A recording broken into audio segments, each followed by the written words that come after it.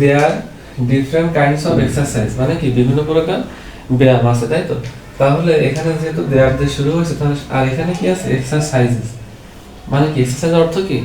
ব্যায়াম। তাহলে এই প্যাসেজটা হলো, পুরো প্যাসেজটা কি নিয়ে? ব্যায়াম সম্পর্কে বা এক্সারসাইজ সম্পর্কে। তাহলে ব্যায়াম আমরা প্রতিনিয়ত করি, এটা হলো বর্তমানে বা প্রেজেন্টে। যদি বর্তমানে বা প্রেজেন্টে বোঝায় তাহলে আমরা এই রাইট ফর্ম অফ ভার্বটা ভার্ব অন দিয়ে করব। আর যদি পাস্টে বা অতীতে বোঝায় তাহলে রাইট ফর্ম ভার্বটা কি দিয়ে করব? ভার্ব টু দিয়ে করব। তাহলে কি বিভিন্ন প্রকার কি আছে? ব্যায়াম আছে বা এক্সারসাইজেস আছে। এখানে কি আছে? এক্সারসাইজেস প্লুরাল, অনেকগুলো। সেটা এখানে কি আছে? সেটা এখানে আর বির ভিতর কি আছে?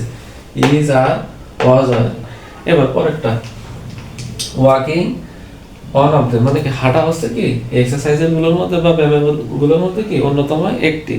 যেহেতু এখানে ওয়াকিং আছে, ভার্ব দিয়ে শুরু হয়েছে, ওয়াক অর্থ ভার্ব, তার সাথে কি আইএনজি।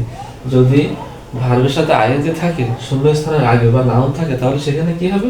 সেখানে যেহেতু গল্পটা প্রেজেন্টে, সেহেতু সেখানে এখানে কি হবে? এখানেও কি হবে? ইজ। ওয়াকিং ইজ মানে কি হাঁটা হয়। যে কয়েকটা ব্যায়াম আছে তার ভিতরে হাঁটা হয় কি, বা হাঁটাহাঁটি করা হয় কি, একটু অন্যতম ব্যায়াম। এবার সি নম্বরে কি we dash early in the morning. যেহেতু এখানে আর্লি ইন দ্য মর্নিং বোঝাচ্ছে, সেহেতু এখানে ঘুম থেকে ওঠা। তাহলে ঘুম থেকে ওঠা ইংরেজি কি? এখানে খুঁজতে হবে। ঘুম থেকে ওঠা ইংরেজি কি? রাইজ। তাহলে রাইজ ইংরেজি কি? রাইজের অর্থ কি? বাংলা অর্থ কি? রাইজের বাংলা অর্থ হলো কি ঘুম থেকে ওঠা। তাহলে এখানে কি হবে? রাইজ। এখানে কি হবে? Rise. We rise early in the morning. আমরা সকালে কি সকালে কি করি? ঘুম থেকে উঠি for dash a morning walk. আমরা সকালে যদি ঘুম থেকে উঠি তাহলে কি করতে পারি? সকাল হাঁটাটা কি আমরা উপভোগ করতে পারবো। তাহলে উপভোগ করা ইংরেজি কি? এনজয়। যেহেতু এখানে প্রিপজিশন আসে, আমরা জানি যে প্রিপজিশনের পরে সবসময় ভার্বের সাথে আইএনজি বসে। তাহলে এই যে এখানে এনজয় পর যেহেতু প্রিপজিশন, তাহলে যত প্রিপজিশন আছে টুর পরে তো সবসময় ভার্ব অন হয়, টু প্রিপজিশন, কিন্তু পরপরে কি হবে? ভার্ব অন হবে। কিন্তু এখানে ফর আর যে প্রিপজিশন গুলো আছে আইএনজি তো, তাহলে ফরের পর আইএনজি কি হবে? ইন জে ও ওয়াই, তার সাথে কি দেব? আইএনজি। এই আইএনজি। তাহলে আমরা সকালে যদি ঘুম থেকে উঠি তাহলে আমরা কি করতে পারবো? সকালে হাঁটাহাঁটিটা কি করতে পারবো? উপভোগ করতে পারবো। আর রাইট ফর্ম ভার্ব করতে হলে সবগুলো যে অর্থ জানা লাগবে এমন কিছু না। এখানে আর্লি ইন দ্য মর্নিং মানে কি সকালে কি? সকালে ঘুম থেকে উঠা তো বোঝাই যাচ্ছে সকালে ঘুম থেকে উঠা। এই জন্য সবগুলো অর্থ জানাও দরকার হয় না, একটু আইডিয়া দিয়ে করতে হয়। এখানে কি লিখছে? While dash in the morning we can dash fresh up, মানে কি আমরা যখন সকাল হাঁটাহাঁটি করি তখন আমরা কি করতে পারি?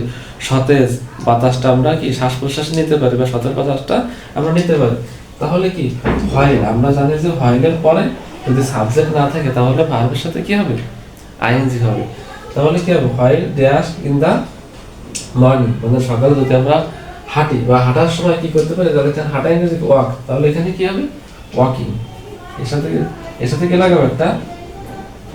একটা আইএনজি লাগাবো, ওয়াকিং। আর যদি এখানে কোনো সাবজেক্ট থাকতো, আই, উই, হি বা কোনটা সাবজেক্ট থাকলে এখানে কি হতো? এখানে ওয়াজ অথবা ওয়ার হতো, তারপরে কি হতো? আইএনজি হতো। তাহলে হোয়াইলের পরে যদি কোনো সাবজেক্ট থাকে তাহলে ওয়াজ অথবা ওয়ার, তার সাথে আইএনজি দিব। আর যদি হোয়াইলের পরে কোনো সাবজেক্ট না থাকে তাহলে সরাসরি ভার্বের সাথে কি দেবো? আইএনজি দেবো। তারপরে কি হবে? We can dash fresh air. আমরা কি করতে পারি? আমরা তখন কি করতে পারি? সতেজ বাতাস বা ফ্রেশ বাতাস কি করতে পারি? শ্বাস প্রশ্বাস হিসেবে কি করতে পারি? নিতে পারি। তাহলে এখানে কি দেবো? হ্যাভ দিব। Have. We can have fresh air. এখানে কি দেবো? We can have. আমরা ফ্রেশ বাতাস কি করতে পারি? নিতে পারি। But in সিটিজ air is being, কি হচ্ছে? কিন্তু শহরের বাতাসটা কি হচ্ছে? দূষিত হচ্ছে। তাহলে এখানে আমরা জানি যে বিং বা বি এরপর কি হবে? ভার্বে থ্রি বসে। তাহলে দূষিত হয় ইংরেজি কি? এখান থেকে খুঁজতে হবে পলিউট। তাহলে পলিউটের ভিতরে কি? পলিউটেড। Being polluted. বিং এর পরে কি দেবো? ভার্ব থ্রি দেবো। এবার পিপল ড্যাশ ফ্রম প্রবলেমস। তাহলে কি লোকজনটা কি করে? বিভিন্ন সমস্যা কি ভোগে। তাহলে ভোগা ইংরেজি কি? ভোগা ইংরেজি কি? সাফার। ভোগা ইংরেজি কি? সাফার। আমি আগে বলেছি যেহেতু প্যাসেজটা বা এই যে গ্যাপটা প্রেজেন্টে, সেহেতু আমরা সবগুলো এখানে ভার্ব ওয়ান দিব। এখানে পিপল অনেকগুলো লোকজন, এই জন্য এখানে কোনো এস বা ইয়েস কোনো কিছুই হবে না। অনেকে বলে যে এখানে suffer, can suffer, could suffer, এগুলো এখানে হবে না।